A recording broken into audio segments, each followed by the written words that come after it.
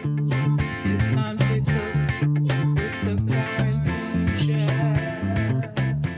All right, so I'm trying ribeye steak for the first time, and cooking steak is a big thing on my TikTok For You page, which is probably why I had a taste for it.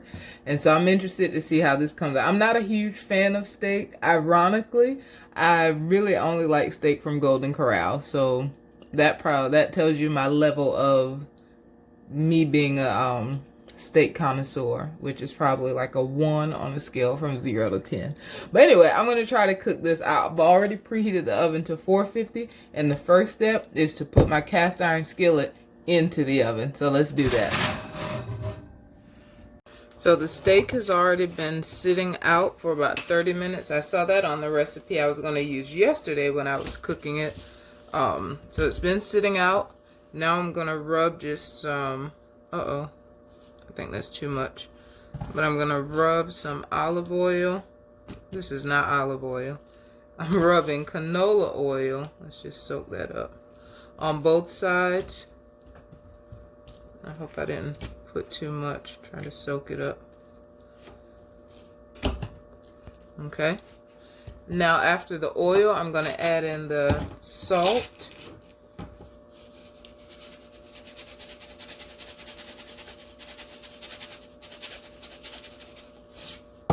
And I'm going to add in the pepper. Oh, I'll just have to clean these things.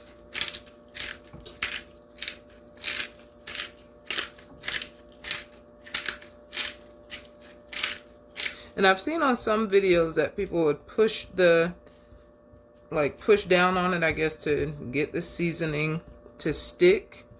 We'll see. Another technique I've seen is that people season one side and then season the second side once in the pan. But these directions are require me to move pretty fast, so I'm just going to go ahead and season both sides.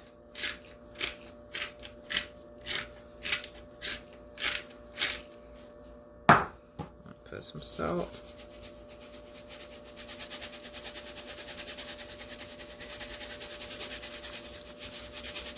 And I know this, hopefully it's not too much salt, but I've noticed if I'm pan searing, a lot of the seasoning falls off into the pan. So I always now I'm starting to put a little more than I think is just enough. All right, so this recipe moves pretty fast, so let's get started. I'm gonna take the skillet out, which is already hot, and place this in. And I'm going to sear this 2 minutes on each side.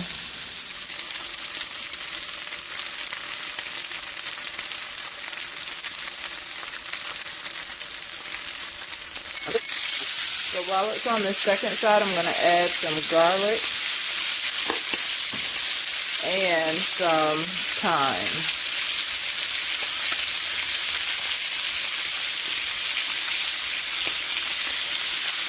2 minutes are up, so I'm taking this off of the stove and putting it back in the oven for about 6 minutes. In 6 minutes, let's take this out.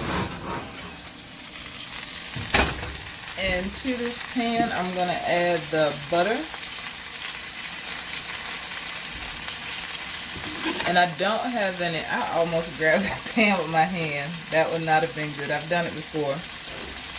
And so I'm going to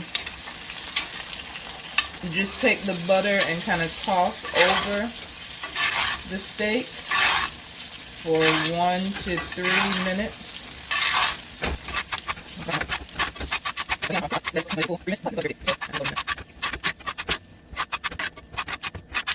I'm going to check the temperature. Typically I eat my steaks well done. I know real steak eaters will say that's too much.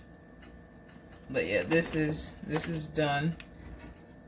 So I'm going to take it out and let this rest for about 5 minutes. And here it is resting.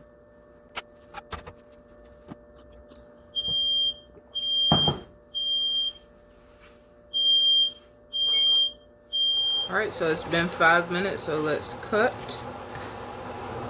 Now, I didn't look up the proper way to cut a steak. And I guess the proper way to cut it is however you want to eat it. At least that'll be the rule in my kitchen.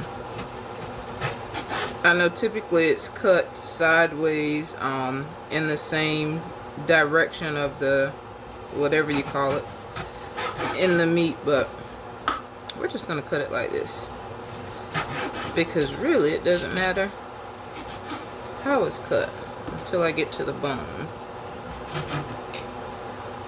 Then it matters.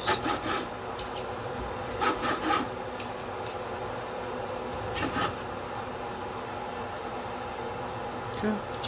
So let's put it on the plate and I'll be back to tell you how it tastes. I forgot one of the other things the recipe recommended was to take some of the butter and put over the top. Alright, so time to give this a taste. Get a small piece. It's good. It's cold though. I never get why you have to let this steak rest. I like my food hot, like right out of the oven. So I'll have to look that up.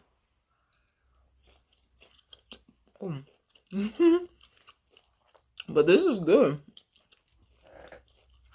Really good actually, so.